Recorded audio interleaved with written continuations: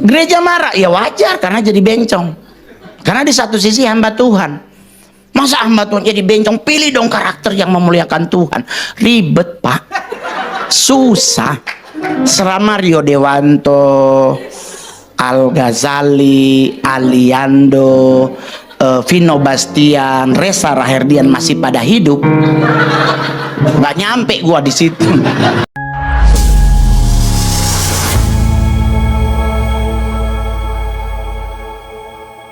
Hidup ini dijalanin, jangan dipikirin. Karena kalau dipikirin, terbukti no. Ada kungkung, udah usia 80 tahun masih praktek loh coy. Lah kita no, teman gua 42 tahun stroke. Orang nanya kenapa dia stroke? Karena hidupnya dipikirin. Harusnya hidup ini dijalanin, karena kalau lu pikirin, lu bisa sencing plus hempen. Udah PA bodoh lagi. Kenapa? Karena saya boleh jujur, kan sencing itu kan PA kalau bahasa gaul. Jangan bilang gila. PA itu penyakit atas, hanya berlaku di bagian otak coy. Berarti ada yang geser, sama kayak Mongol. Saya kalau PA tuh nggak kena karena kan ada kacamata. Kan saya mata nggak minus ya, minus otaknya, jadi saya kacamatain itu. Jadi Bapak Ibu Saudara yang terkasih dalam Tuhan, proses Tuhan nggak pernah gagal dalam hidup kita, asal kita nggak takut sama Tuhan, kita nggak khawatir sama Tuhan. Jadi nggak usah ribet, Pak. Jadi kalau orang bilang begini, Ngol, kok lu suka ngomongnya PA? Karena justru menurut kaidah bahasa, PA itu paling halus. Kalau kita ngomongnya gila itu kasar. Mending PA, hanya orang tertentu yang ngerti artinya PA. Ya kan? Jadi sampai hari ini saya bisa bertengger sebagai stand up komedi terbaik, terlaris, termahal di Indonesia. Karena Tuhan sayang. Ya toh, kalau saya mau hidup mikir, saya nggak bisa jadi pemain sinetron. Saya pasti mikirin muka. Yang main sinetron pasti kan butuhnya yang ganteng lah, gua jauh coy. Ya saya kalau main sinetron paling cuma jadi korban jatuh dari pohon, ditabrak mobil. Jadi ganteng-ganteng serigala gua cuma manggilin Aliando, bro, ditabrak truk, ditabrak mobil, pulang. Sinetron paling lama tuh Maija pengen ke Mekah, itu saya sampai bisa beli mobil Ferrari. Cakep sayang, saya jual lagi, pajaknya gede. Yang kedua nggak cocok sama muka saya. Muka saya memang cocoknya Avanza, udah cukup. Saya mau pergi, mau pakai mobil semahal apapun nggak ada yang percaya itu mobil Mongol. Ya udahlah, itu aja gitu kan. Saya boleh jujur, orang kadang-kadang mikir terus gimana Ngol? Ya nggak apa-apa. Saya di sinetron Maija pengen ke Mekah itu pas episode judulnya Babi Ngepet. Coba cari di YouTube ada, dan itu saya cuman gendong babi tanpa dialog. Jadi yang jadi siluman Ratu Babi itu almarhumah Preti Asmara. Saya yang gendong-gendong babi sama Sony Wakwau tanpa dialog. Terus mau marah? Dia nggak usah coy, nikmatin aja prosesnya. Yang penting kan di ujungnya per episode 11 juta. Gitu? Itu sehari 3 episode, berarti penghasilan saya sehari 33 juta, kenceng. Gitu. Saya adalah stand up komedian dari Sulawesi Utara. Saya orang Manado asli, mama orang Manado, papa orang China. Papa saya kasih nama saya Wang Tianchen. Ya kan, uangnya tuh uang raja, tiennya tuh tien tambak, cennya tuh cen lurus. Cakep, ya kan? Keren seorang raja yang tambah lurus, meleset ternyata. Agak bengkel, agak mengkol dikit, tinggal apa-apa, santai aja soy. Saya main sinetron banyak, saya main film udah 48 film saya main. 2 itu belum yang cameo ya Pak ya, yang kelihatan pantat leher belakangnya doang ya. Oke bro, udah hilang. Itu nggak dihitung. Tapi kalau dihitung semuanya otomatis ada sekitar 69. Tetapi ada 48 film yang saya bintangi, 4 jadi cowok Pak. Cuman 4 saya jadi cowok. 44-nya bencong Pak. Termasuk kalau Anda nonton komik 8 kok jadi Sailor Moon kan Pak? Ya kan? Ya kan? Saya berpikir ya udahlah cukup lah, nggak apa-apa lah jadi Sailor Moon sekali. Tahu-tahu episode 2 saya jadi apa? Wonder Woman Pak. Ya kan? Jadi Wonder Woman pakai sepatu warna merah, terus Nanti episode 3 katanya jadi apa? Catwoman. Dia nggak apa-apa, dia yang penting duit saya. Itu gereja marah, ya wajar karena jadi bencong. Karena di satu sisi hamba Tuhan. Masa hamba Tuhan jadi bencong? Pilih dong karakter yang memuliakan Tuhan. Ribet, Pak. Susah. Serama Rio Dewanto, Al Ghazali, Aliando, Vino Bastian, Reza Rahardian masih pada hidup, nggak nyampe gua di situ. Menunggu mereka dulu dipanggil Tuhan. Kalau mereka masih hidup, ya kita kebagian yang jatuh, ditabrak aja masih susah. Ya toh? Tapi satu hal yang pasti, Tuhan nggak pernah gagal dalam rencananya buat hidup kita. Amin. Jadi orang-orang, saya waktu dulu masih gembel, orang Manado nggak ada yang mau temenan sama Mongol. Semua cuma bilang bikin malu, lebih baik pulang Manado, masa jadi gembel. Semua nggak ada yang mau temenan. Tapi di saat saya jadi artis, semua ngaku saudara.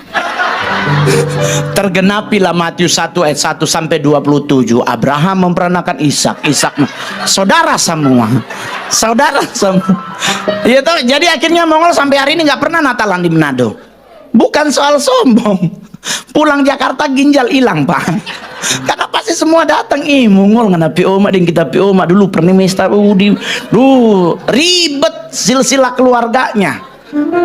Jadi orang kadang-kadang ngomong, terus gimana kalau ngadepin hidup sebagai anak Tuhan? Ya santai, ibadah, jangan pindah gereja. Anda udah beribadah di sini, tetaplah di sini. Mujizat terjadi atas diri kita masing-masing, bukan rombongan. Nggak ada gerombolan semua sakit kepala semua disembuhkan, nggak ada. Masing-masing hadir, ada yang sakit kepala, ada yang PA, ada yang sakit ini, dompetnya kurang, ada yang sakit dada, nggak ada yang semua dalam satu ibadah sakit kepala semua. Mujizat berlaku berarti atas diri kita masing-masing. Oke? Yang kedua, jangan pindah gereja karena mujizat. Banyak orang karena di sono orang sakit gigi disembuhkan, pindah. Giliran mati balik lagi ke sini, Sob. Ini kan ngeselin. Mending kremasi deh, jangan dimakam kalau begituan. Banyak kejadian gereja pada curhat. Duh, di gereja sana ada teman saya juga, kamu ngelalu puji Tuhan. Saya tuh tadi pagi sakit gigi dari semalam. Puji Tuhan saya ke gereja tadi. Aduh, memang Tuhan luar biasa. Ibadah keempat disembuhkan Tuhan. Otak saya langsung mikir, lu salah. Kalau mau sembuh harusnya dari ibadah pertama. Kenapa nunggu ibadah keempat? 4 kali persembahan. 1 kali persembahan 5.000, otomatis hilang 20.000. Sakit gigi beli ponstan cuman 1.500. Otak gua Cina, ngitungnya kenceng. Kan, mending lu beli ponstan sepapan 2 hari punya tuh. Jadi kadang-kadang kita sebagai logik. Jadi hidup ini selalu bilang logik, yang penting jangan terlalu ribet. Saya nggak punya pasangan, saya jomblo, duda soalnya. Nikah lagi gereja marah, mumet gue. Pak Gembala boleh nikah lagi nggak? Nggak boleh, ngol. Pernikahan sekali seumur hidup. Lah terus kalau nikah lagi gimana, Pak? Nunggu mantan istrimu dipanggil Tuhan. Lah dia masih hidup. Lah terus kalau dia belum meninggal, gua nggak bisa kawin dong. Ya gua berdoa sekarang, doa pagi, Tuhan cabut nyawanya. Soalnya kalau dia masih hidup, belum boleh nikah. Tapi puji Tuhan, mantan istri saya udah menikah dengan orang Surabaya, sama-sama Manado. Istri saya mantan istri orang Manado, sekarang udah nikah dengan orang Jember. Otomatis saya udah nikah lagi. Kemarin harusnya udah bayar gedung, udah bayar semua, tapi kita putus. Udah tinggal 3 minggu lagi pernikahan. Putus cuman karena masalah sepele, masalah perjanjian pranikah. Kami kan di dunia artis tuh ribet di perjanjian. Saya nggak pernah keberatan dengan perjanjian tersebut. Cuman jumlahnya yang bikin saya keberatan. Karena saya nanya sama calon istri, emang lu minta berapa persen dari penghasilan saya buat engkau? Dia bilang sih cuman minta 30%. Nah itulah yang kenapa saya putusin. Karena Tuhan aja 10%, masa gedean dia. Gitu. Tuhan 10%, dia 30%. Dikalah dong Tuhan. Sampai nanya, lu saudara nama Bunda Maria? Lu gedean situ. Kalau nikah orientasinya duit, terus gimana dong kalau gua nggak punya duit? Ya tuh, ya udahlah, mending gak usah nikah dulu lah, ngurusin anak. Sekarang usia 11 tahun. cantik, gendut, pesek nggak apa-apa lah, yang penting hidup, ya kan? Ya kan, pesek nggak apa-apa, yang penting kan lubang hidungnya 2. Karena kalau satu kan kasihan ingusan, meleleh dong. Hidungnya 1. Anak saya rajin sekolah minggu, cuman dia tomboy dan memang ada ya agak sedikit sama lah kayak bapaknya sebelum bertobat. Sekarang naik kelas 5 SD, pulang-pulang rumah, Pi aku juara 1 lagi. Hah? Ih Pi beneran Cece juara lagi loh. Wih dari kelas 1 SD sampai kelas 5 juara 1 terus. Tahu-tahu dia bunyi. Terus Pi kata suster, sekarang karena udah kelas 5 SD, uang jajan Cece udah ganti Pi, udah 300.000 per hari. Gue langsung bilang, darah Yesus serius? Di gue cuman 100 perak Pak, dulu bagi-bagi lagi 25 beli permin rokok-rokokan yang gigit ujung bungkus lagi, gigit ujung bungkus lagi. 2 minggu tuh permin rokok nggak habis-habis lah. Ini anak 300. Mami bunyi, anak dok cuman 1, kasih Jo. Gue langsung, oh iya kan anak 1 ya. Saya udah nyari duit naik pesawat kiri kanan, buat siapa kalau bukan buat dia. Dikasih 300. Tiap hari 300. Tiap hari pas datang saya kepikir, di udah setahun nih anak 300. Ada yang salah nih di jajan. Kalau 300.000 selama 6 bulan, kebeli mobil apa? Dapat Innova Pak. Saya penasaran ke sekolah. Shalom suster, Pak Mongol mau stand up? Enggak. Bis setiap kali gue ke sekolah tanya mau stand up. Enggak Pak, suster mau nanya dong uang jajan sekarang berapa ya keputusan dewan sekolah? Loh, oh iya Pak Mongol kan nggak hadir ya, cuman ibu mama saya yang hadir. Iya, emang berapa suster? 20.000 Pak sehari. 20.000, ada yang salah nih anak. Dia pulang sekolah, gua tanya, Cece sini dong. Ih papi udah pulang. Kenapa Pi? Uang jajan di sekolah berapa? Segitu Pi. Nih segitunya segimana? Segitu beneran, serius. Kan Tuhan marah bohong Pi. Segitu. Dia nggak mau tahu, mau kasih tahu tuh segitunya berapa. Karena ada omanya di depan dia. Jadi segitu Pi, serius. Enggak, soalnya tadi papi ke sekolah kata suster 20.000. Nah segitu. Lah terus sisanya kemana? Diambil oma. Ternyata mama Mongol mafia. Ini so tahu tuh ibu-ibu Manado, anak juga, aduh, saya memanjakan anak sampai ditegur banyak hamba Tuhan. Karena anak saya meminta apa saya beliin, anak saya mau suruh apa saya kasih. Dia minta beli mobil Michael Schumacher saya beli, semuanya gue beliin. Orang bilang nggak boleh manjain anak, saya nggak pernah manjain anak Pak, tapi saya melakukan apa yang Tuhan suruh. Karena Tuhan pernah negur murid-muridnya tuh di saat marahin anak-anak, gitu. Karena Alkitab berkata biar bagaimanapun anak-anak inilah yang punya kunci kerajaan surga. Dia yang megang kuncinya Pak. Lu kalau dia datang error, kuncinya hilang, nggak masuk serombong. Jadi dia mau minta apa gua kasih, karena gua tanya, cek kuncinya mana biar papi di. Jadi santai-santai aja. Sekarang mama hari ini ada di gereja, tadi sebab WA, mami so di gereja, cuman mami pindah gereja pastor, udah nggak di GBI lagi. Bukan karena dia sakit hati sama gereja, tapi dia stres di gereja. Karena mama saya tuh pencinta Teresa Teng, yang Tien Mimi, you shall Tien Mimi. Itu kan lagu favoritnya ya kan, yang Goodbye My Love, What I, Chai Chien. Nah itu, ya mama saya tuh ngefans sama Teresa Teng. Berangkatlah ke Beijing, tato alis, cakep. Sekarang usia 73, turun ke bawah.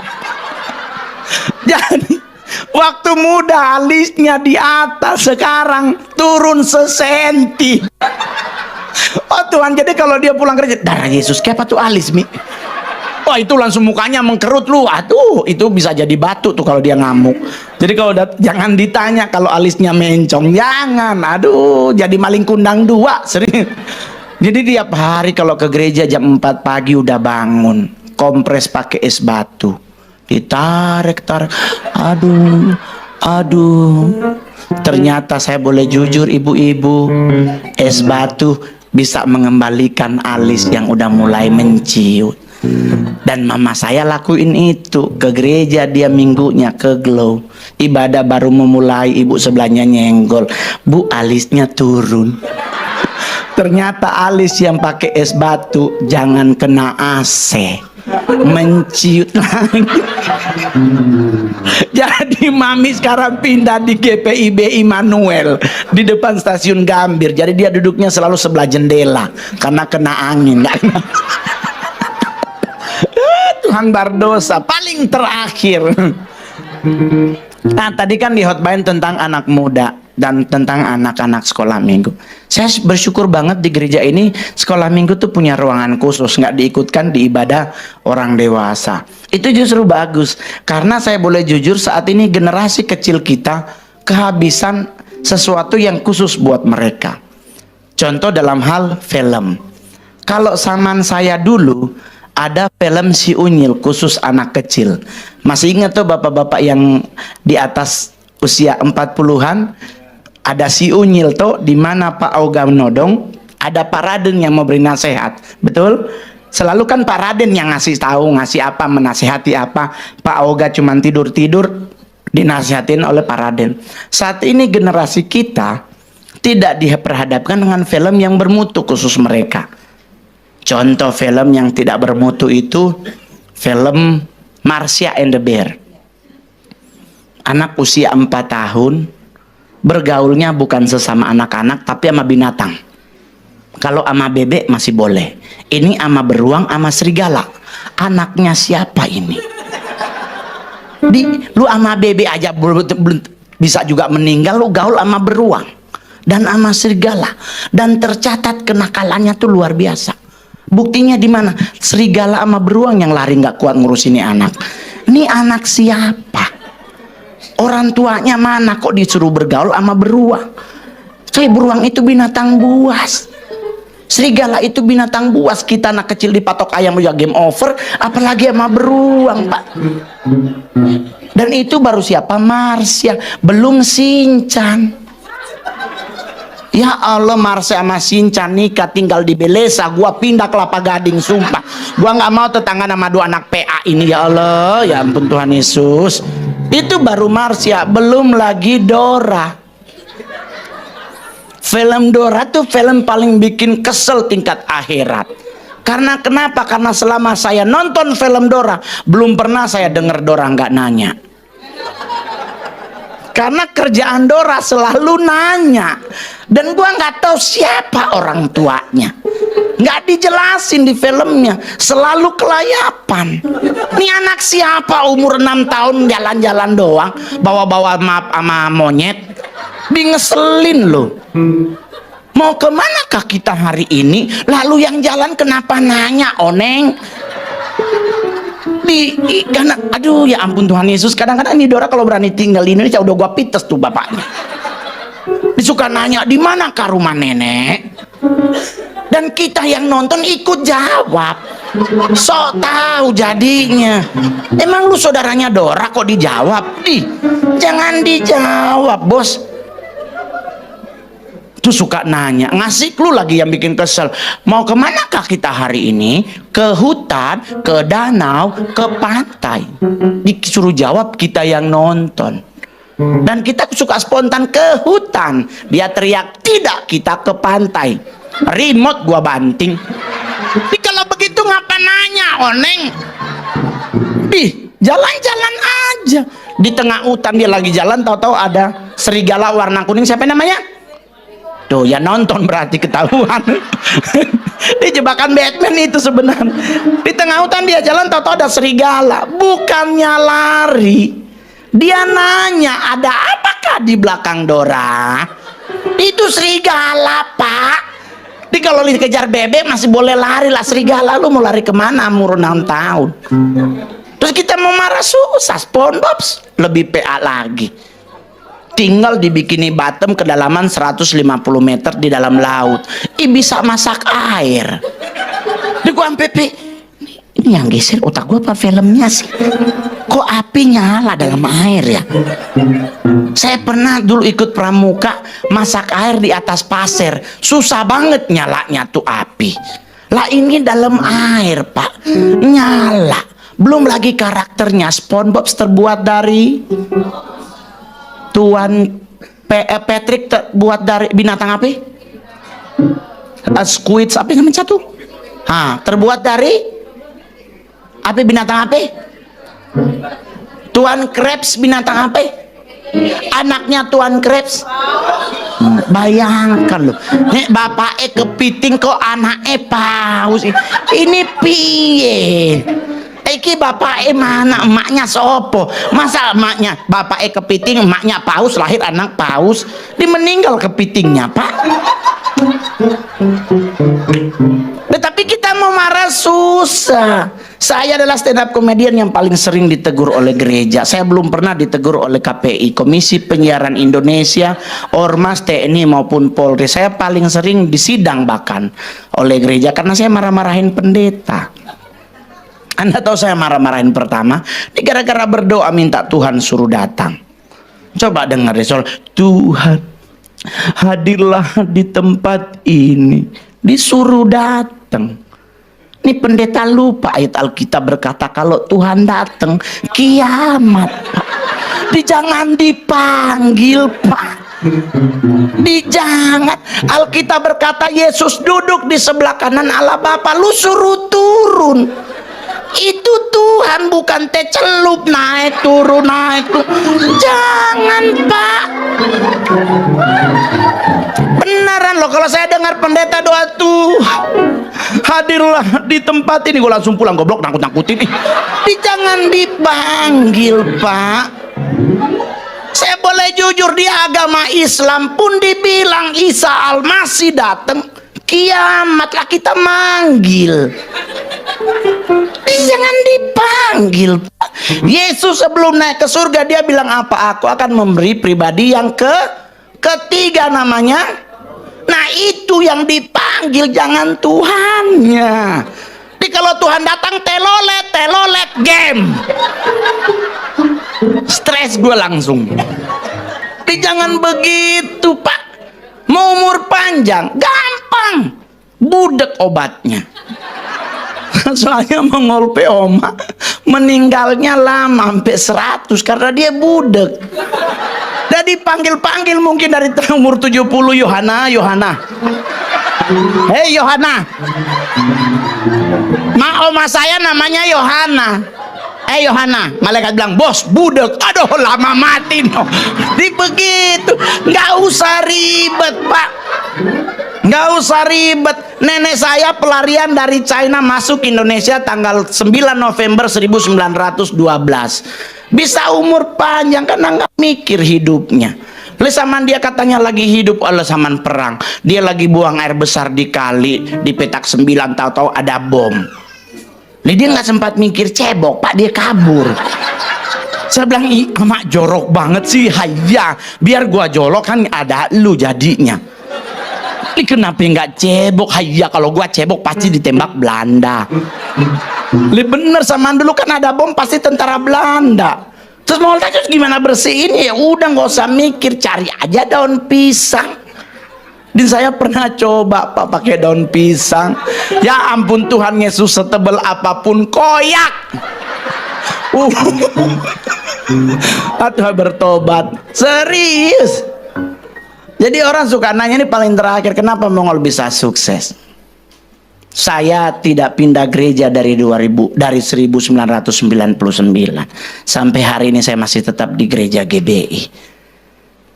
Ibu gembala saya seorang janda, jemaat saya cuma sedikit. Kalau saya pingin jadi artis yang pingin gereja besar, saya bisa.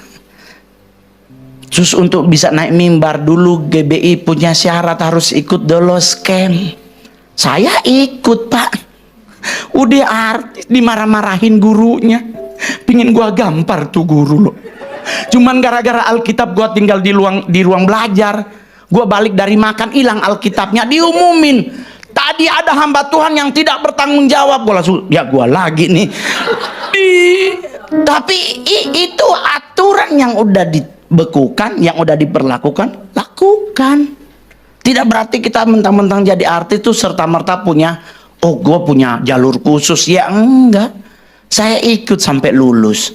Teman-teman bilang, ih kenapa lu nggak bayar aja Ngol? Nggak bisa, pelayanan nggak bisa dibayar. Termasuk untuk hari ini pun saya ditelepon. Saya langsung bilang, untuk gereja saya tidak pernah pakai red. Karena kalau saya pakai red, saya boleh jujur, saya dengan calon stand up komedian termahal, otomatis 55 juta 15 menit. Sekarang udah berapa? Yang kedua, kenapa saya tetap diberkati? Kenapa saya diberkati Tuhan? Karena saya taat dalam hal memberi apa yang Tuhan punya, 10%. Anda jemaat di sini mau diberkati Tuhan, berani memberi 10% buat Tuhan. Ingat, bawa ke gereja, jangan ke ibu janda. Saya pernah ketemu bapak-bapak perpuluhan mau dikasih ke anak yatim, ya Kak Mol, nggak boleh. Diakonia untuk ke anak yatim, perpuluhan bawanya ke gereja. Dan biarkan gereja yang mengelola duitnya, nggak usah pusing dipakai buat apa. Saya stres dulu waktu ngasih perpuluhan. Waktu masih gembel 200.000 gua ikhlas. Lah sekarang jadi artis udah penghasilan 400 juta, mumet otak gua. Darah Yesus gede banget nih duit. Apalagi gua ada Cinanya, sayang kan. Gua mikir, aduh, kenapa gereja 10% ya? Sebelah kan cuma 2,5. Kayaknya lo pikir gua, aduh gimana ya. Udah gitu ya udahlah, gua kasih 40 juta. 2 minggu manggung, minggu ketiga datang ibu gembala, cincinnya baru. Mumet otak gua. Darah Yesus, duit gua dibeliin cincin tuh. Jujur, itu kesaksian ini nggak pernah berubah. Boleh cari di YouTube. Saya nggak pernah berubah nih soal ini. Saya nggak ke gereja 4 bulan, pastor, jujur. Karena benar Alkitab bilang, di mana hartamu, di situ hatimu. Saya berat sama harta. Saya 4 bulan nggak ke gereja. Ditegur Tuhan saat doa pagi. Saya lahiran GPDI. Sampai hari ini pastor, saya masih beston jam 3 pagi. Jadi saya lahiran GPDI dengan lagu favorit. Setiap kali beston ada pertemuan di udara. Yang tua-tua pasti tahu tuh lagu, ada pertemuan di udara. Itu doa beston kan, makin ke bawah, pertemuan yang manis. Tak tidur ulang. Saya jujur 4 bulan gak ke gereja. Doa pagi lah saya ditegur Tuhan. Engkau mau hitung-hitungan dengan hartamu? Cuman kalimat itu doang. Kalau darah Yesus, aduh, gue langsung inget. Napas gua sehari berapa oksigennya, darah gua berapa, jantung gua berapa, berarti gua nunggak sama Tuhan. Cuman 40 juta gua hitung-hitungan sama Tuhan. Tuhan balas. Langsung Tuhan bilang, mulai besok lu napas sehari 3 kali. Ini mumet gua langsung. Dari situ sampai hari ini saya tidak gagal memberi perpuluhan. Orang tanya bagaimana caranya Mongol biar tidak stres? Kasih setiap kali kita dapat. Jangan dikumpul. Saya ikutin Esther. Coba baca di kitab Esther. Setiap Esther mendapatkan harta dari Ahasiaweros, suaminya, langsung dititip ke Mordekai malam itu juga. Jadi saya kalau seandainya ini dapat persembahan kasih, langsung saya kasih ke gereja apa yang menjadi haknya gereja. Jadi nggak berat coy. Yang bikin berat tuh dikumpul. Langsung bunyi darah Yesus. Tapi kalau dikasih, saya setiap hari ini nanti ada acara di sana juga saya dibayar, katanya sih dapat 120 juta karena nge-MC 4 jam. Terus orang bilang, wah lu pamer perhiasan Mongol. Sorry sayang, saya mau ingetan satu hal. Tidak semua yang berwarna kuning itu emas. Karena rantai kongguan pun rose gold. Jadi saya pakai barang emas segini banyak belum tentu asli sayang. Ini cuman trademarknya Mongol. Sama kayak di Lawyer ada Abang Hotman. Yoto dia cuma 2 biji tapi udah gede banget, bunyi udah 5 karat. Nah itu Coca-Cola. Kalau berlian 5 karat. Kalau kerat itu Coca-Cola sekrat isi 24. Ya toh, jadi selamat ulang tahun yang pertama buat gereja ini. Gereja yang luar biasa. Jemaatnya sedikit, saya lebih suka daripada banyak, pastor, serius. Kalau boleh jangan terlalu banyak jemaatnya, biar hafal jemaat yang tidak hadir. Karena itu tugas gembala. Kalau ada yang nggak hadir kan dicari. Karena kalau dia nggak datang kan yang dituntut gembalanya. Itu kitab Yehezkiel bilang toh, kalau gembala ada jemaatnya terlantar, diketok gembalanya bukan jemaatnya. Enak sedikit, jadi ketahuan ada yang sakit, ada yang punya masalah. Kalau 10.000 ketahuan 6 bulan udah meninggal. Itu saudara Mongol. Mongol pe saudara so meninggal 6 bulan baru datang bunga turut berduka cita, so busu. Siapa baru datangnya dari kemarin? Ternyata gereja baru dapat informasi. So telat, enak sedikit. Karena Yesus mencari lebih banyak kawanan kecil. Ya toh? Kawanan kecil gampang, pastor, untuk didewasakan. Karena Yesus datang mencari mempelai. Mempelai harus yang so dewasa. Karena Yesus bukan pedofil. Nih. Jadi yang masih bayi-bayi rohani, Anda pingin dewasa, tetap di gereja sini. Ada komsel loh ternyata di gereja sini. Tuh, komsel itu adalah salah satu bentuk pendewasaan. Di situ kita akan ketemu orang, sharing bersama, masalah bersama, didoakan bersama, bertumbuh step by step, nggak instan. Karena kalau bertumbuh step by step, pasti kita akan berdiri teguh. Kalau instan cepet jatuh. Saya sampai hari ini udah 24 tahun jadi anak Tuhan, bertahan karena saya tidak pindah-pindah gereja. Pokoknya buat tim pengembalaan tetap dalam Tuhan, buat ibu-ibu, bapak-bapak, topang gembala sidang Anda biar tetap berdiri menjadi tiang doa dan orang yang membuat kita bertumbuh. Karena kalau beliau bertumbuh berdiri tegak, karena doa kita mendapatkan sinergi. Ya toh, kita berdoa buat ini buat ini. Tapi yang penting buat KKR, pastor, jangan lagi ada perintah buat yang sakit. Taruh tangan kirimu di bagian yang sakit, angkat tanganmu kepada Tuhan. Ini nggak enak. Diangkat tangan kepada Tuhan, tahu-tahu sakitnya embeyen. Kalau sakit dada, jantung kan enak, perut enak. Lah kok embeyen gimana naruhnya? Aduh gimana? Di karena pendeta kan nyuruh taruh di bagian yang, lah kan dia bingung ini gimana? Masa gua begini kan nggak lucu. Tangan kanan kepada Tuhan, bagian yang sakit kiri, nggak enak. Itu kalau sakitnya embeyen. Lah kalau dia sakitnya kencing manis, dia bingung mau naruh di mana. Ini bagaimana? Sebelahnya ada bencong, sini gua yang bantu. Sekian dan terima kasih, saya Mongo.